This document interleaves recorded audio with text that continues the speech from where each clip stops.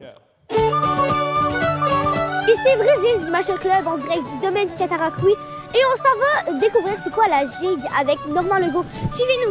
Ouais! Ouais! Ça vous tente de commencer?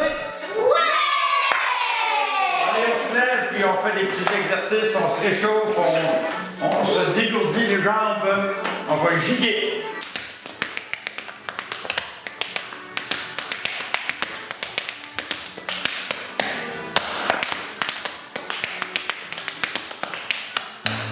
Bienvenue à notre nouveau talk show sur le patrimoine vivant.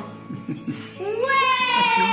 Je suis en compagnie de Normand Legault qui, lui, fait de la gigue. C'est quoi la gigue et de où ça vient? Bien, la gigue, ça nous vient, on peut dire, d'Europe, des îles britanniques, grosso modo. Et puis, ça a traversé ici au Québec.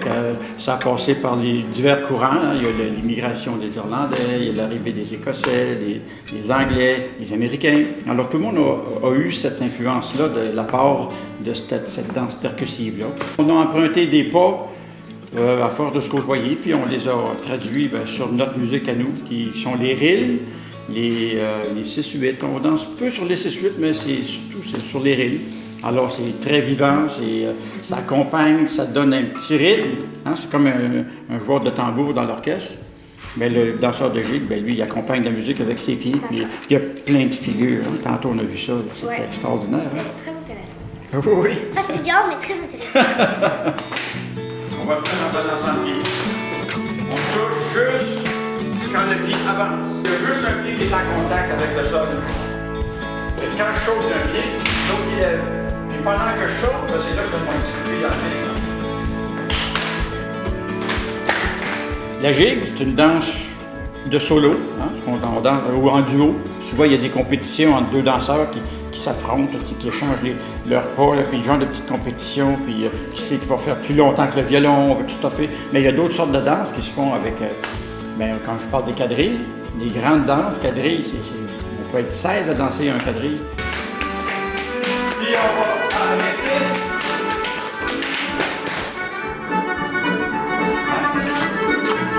Tu sais, les premiers gigueurs que j'ai vus, c'était à la télévision. C'était Oscar Morin. Mais c'est des gens qui ont marqué par les pas, par les... il y a beaucoup de gens qui sont célèbres pour moi, comme ceux que j'ai vus danser, qui étaient plus âgés. Pour moi, c'est des personnes célèbres parce qu'il y avait des beaux pas, il y avait des pas rares. Le diable est un gigueur célèbre parce qu'il rentrait d'éveiller.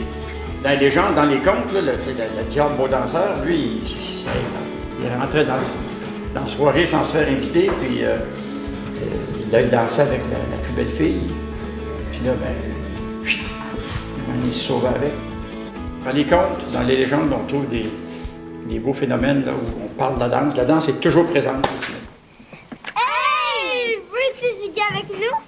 Oui, je vais giguer avec vous jusqu'à la fin du temps. Et vous giguerez à tout jamais.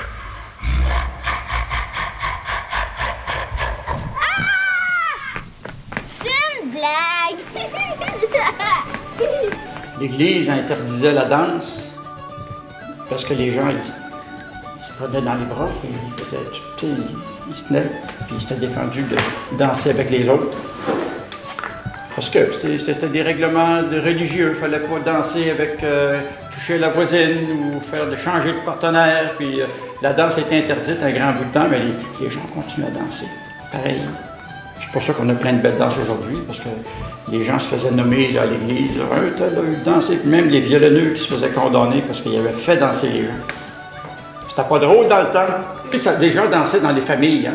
Après le souper, souvent, il y a un petit moment de détente, alors on tasse les tables, autrefois on roulait le tapis, puis on dansait sur le plancher. Mais ça ne durait pas énormément de temps, c'était pas des grandes danses de toute la soirée, toute la nuit. Là. Il y avait des parties qui duraient toute la nuit, mais il y avait de la danse, il y avait du conte, il y avait les gens jouaient aux cartes, les gens mangeaient, il y avait toutes sortes de scénarios.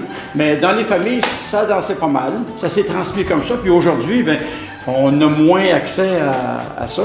Alors, il y a des choreurs, il y a des regroupements de danseurs qui vont dans les louent des salles paroissiales. Il y a plus de monde qui peuvent danser. Alors, ça permet, quand il y a un animateur ou un choreur, ça permet au choreur de faire danser plus de monde, parce que les violonneux, il y en a un petit peu moins pour faire danser. Non, À cette heure-là, on donne des cours partout, là, dans des endroits magnifiques. Puis on incite les gens à pratiquer la danse et la gigue parce que ça rend de bonne humeur, c'est bon pour la santé. Je suis impressionné.